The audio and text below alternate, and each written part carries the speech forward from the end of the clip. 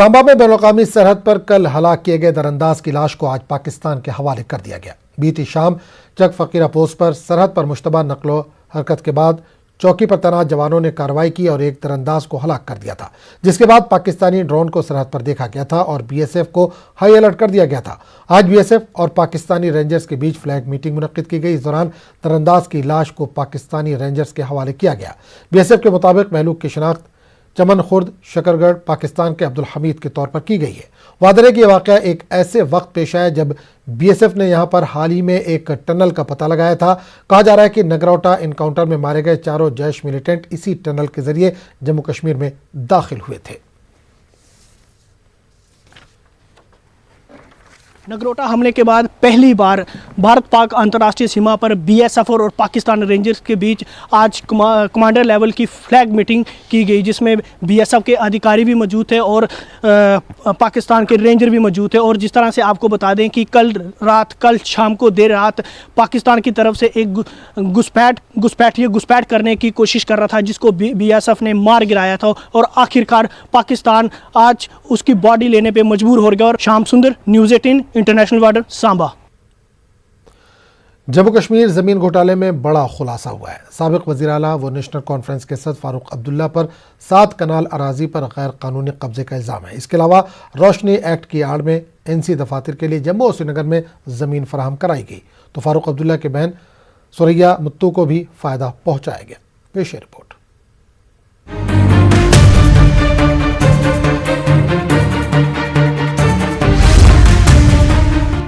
जम्मू कश्मीर जमीन घोटाले में बड़ा खुलासा।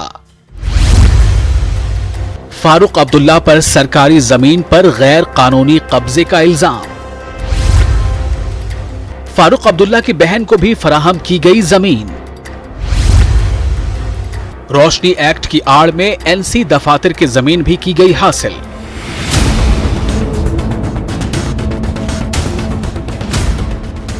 गुज़िश्ता 30-40 वर्षों में सरकारी व जंगलाती जमीनों पर कब्जे जम्मू कश्मीर में सबसे बड़े घोटालों में से एक घोटाला है। मालदार और बाअसर लोगों की जानिब से सरकारी जमीनों पर या तो गैर कानूनी कब्जे किए गए या फिर कानून बनाते हुए जमीनों को बाकायदा बना लिया गया।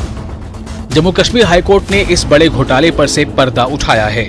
चीफ जस्टिस गीता मित्तल की क़यादत वाली डिवीजन बेंच ने रोशनी एक्ट को गैर आईनी करार दिया और महकमे रेवेन्यू को हुक्म दिया कि रोशनी एक्ट के जरिए इस्तेफादा करने वाले तमाम बाअसर अफराद और उनके रिश्तेदारों के नामों को मंजर आम पर लाया जाए।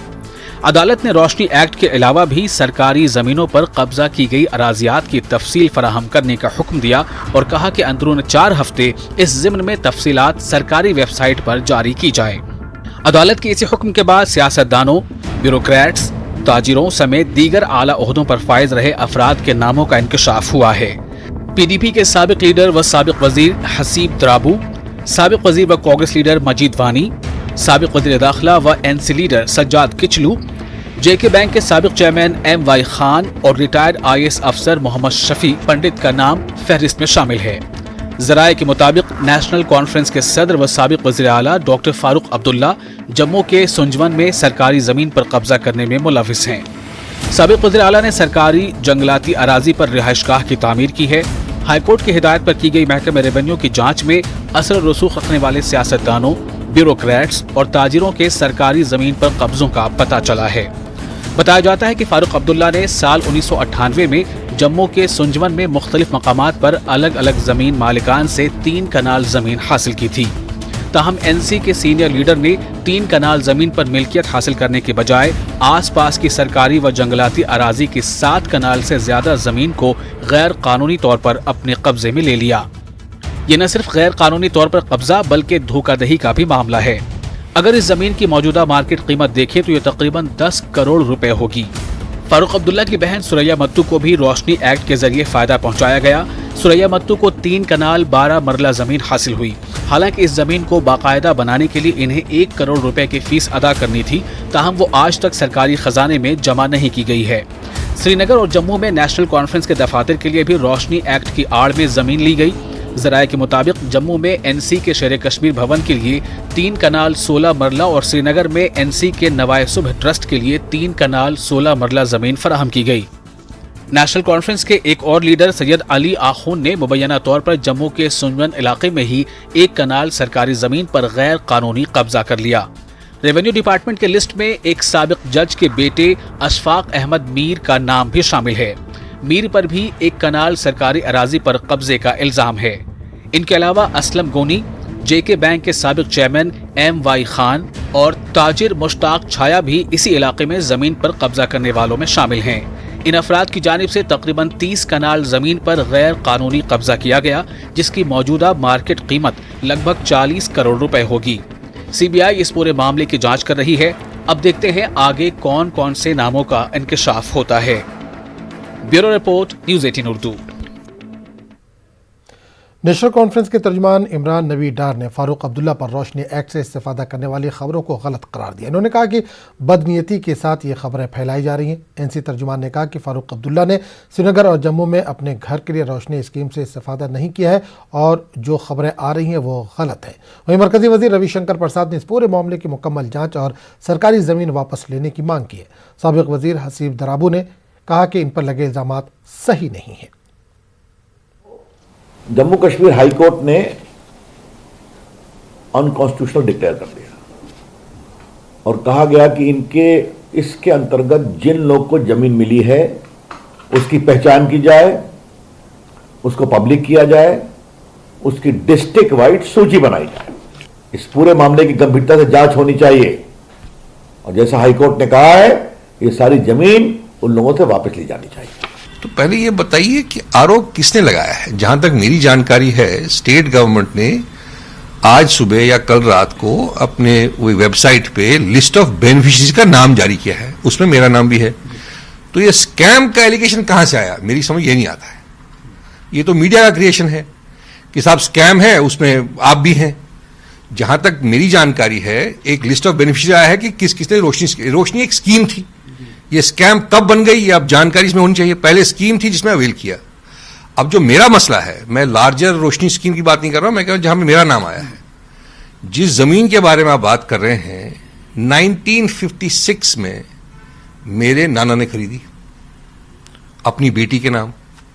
उनकी बेटी मेरी मां है और उसके उनने जो दाम उस वक्त के थे वो दिए 56,000 रुपीज का।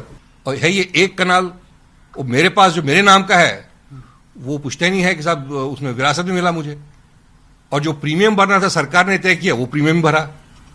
तो इसमें मैं कहां से स्कैम में आया? देखिए, रोशनी का एक्ट जो उस वक्त यहाँ पर लाया गया था, मेरे ख्याल से गुलाम नबी आज़ाद साहब के वक्त में वो चीफ मिनिस्टर थे यहाँ के, उन्होंने वो कानून बनाया। उस कानून के मुताबिक उनको जो लवाज़िमात उन्होंने उसमें रखे थे, लोगों ने बेशक वो पूरे किए होंगे, क्योंकि तब तक तो कोई भी डॉक्यूमेंट, कोई भी फाइल थ्रू नहीं होगी जब तक उसकी प्रॉपरली मतलब वो स्क्रीनिंग ना हो, सारी मतलब जितनी फॉर्मेलिटी उस पर करनी चाहिए वो जब नहीं हुई हों तब जाके वो हुआ है। अब आज बोलने के लिए आप यहाँ मुख्तलिफ लोगों को, चाहे वो बिजनेसमैन हों, चाहे वो पॉलिटिशियंस हों, गरज इस रियासत के लोग हों, उनको बदनाम करने के लिए आप कुछ भी कह सकते हैं। ये इतना बड़ा जमीन घोटाला है कि ये केवल जम्मू कश्मीर नहीं, शायद देश का सबसे बड़ा इस तरह का घोटाला हो। पिछले 30-40 सालों में सरकारी वन जंगलात की भूमि पर कब्जा करने वाले, हड़पने वाले, ये कुछ लोगों की गैंग जो लगातार इस राज्य के संसाधनों को भी लूटते रहे। किलर पुलवामा शाहराह का शुमार जिला पुलवामा के अहम शाहराहों में होता है। उधर 15 बरस से किलर पुलवामा राब्ता सड़क हुकूमत की अदम तवज्जुही के बाइस खस्ता हाली की शिकार है। 15 बरस कबल इस शाहराह पर PMGSY की जानिब से मैग्नम बिछाने का काम अमल में लाया गया था। इसके बाद आज तक इस शाहराह पर महकमा R&B की जानिब से कोई काम नहीं किया गया। इस वजह से 30 से ज़्यादा देहात की आबादी को मुश्किलात दरपेश है। जो अथॉरिटीज़ है, जो कंसर्न क्वार्टर्स है, उनको हमने ये उनके जहन में हमने ये जहन नशीन कर दी ये बात कि जो रोड पुलवामा से क्यालर तक जाता है, जो जिसमें बीच में राजपुरा आता है, पता नहीं किन हालात की वजह से इस रोड को इन्होंने इग्नोर किया है। اور جو سارے سڑکیں جو ہیں جو سارے جو روڈس ہیں ان کو میگڈمائز کیا گیا ہے. یہ سیود صاف کہیں یہ ڈرینیج سسٹم خراب یپر بچہ وچہ معمولی رود چھک پی پلو ولو سوری پلو برت سڑکیں ڈیمانڈ صحیح دقت بچن یپر گامن ہند بچہ وسان پرنہ دقت یت. بٹنور ترال میں لوگوں کو طبی سہولیات کے حوالے سے سخت مشکلات درپیش ہے. لوگوں کا کہنا ہے کہ علاقے میں ایک طبی مرکز کے لیے ایک نئی عمارت تعمیر کی گئی لیکن بدقسمتی کی وجہ سے ابھی تک اس نئی عمارت پر تالا چڑھا ہوا ہے. انہوں نے کہا کہ اگرچہ عمارت پر کثیر رقم خرچ کی گئی لیکن محکمے کی بے حسی کی وجہ سے ابھی تک عمارت کو استعمال میں نہیں لایا گیا. انہوں نے محکمہ صحت کے ڈائریکٹر سے اپیل کی ہے کہ اس عمارت کو استعمال میں لایا جائے. اس حوالے سے B M O Tral Bashir Ahmad نے نیوز 18 کو بتایا کہ کچھ دنوں میں اس نئی عمارت میں کام کاج شروع کیا جائے گا. 15,000 ہر آبادی مگر انتظام یہ ہسپتال کہین چیز ہسپتال نہ ڈاکٹر نہ چیز نہ یہ ڈاکٹر اونمت سہ نیوک واپس. اچھا زبردست پرابلم گھان ملان یہ گجر علاقہ یہ ڈاکٹر سن پرابلم زبردست یہ کہیں انتظام نہ دوا نہ یہ لگو ہسپتال لگو کلو. سڈنلی ڈیتھ گئی جناب أکِس لڑکی یہ کال سا ترال واتیا اس کال سے اگر تمس یہ ٹریٹمنٹ گھا سہ کیا ترال جناب توتائی مرت کی. جموں سری نگر قومی شاہراہ پر ضلع رامبن کے کیفیٹیریا موڑ کے پاس گزشتہ شام کو ایک ٹاٹا سومو حادثے کا شکار ہو گئی. اس میں سوار 2 افراد چناب میں بہہ گئے. حادثے کی اطلاع ملتے ہی پولیس SDRF اور سول کیورٹی کی جانب سے ریسکیو اور تلاشی کارروائی شروع کی گئی. بھاری بارش کی وجہ سے کارروائی کو معطل کیا گیا. آج صبح سے شروع کیے گئے آپریشن میں چناب میں پھنسی گاڑیوں کو نکالنے کی کوشش کی گئی.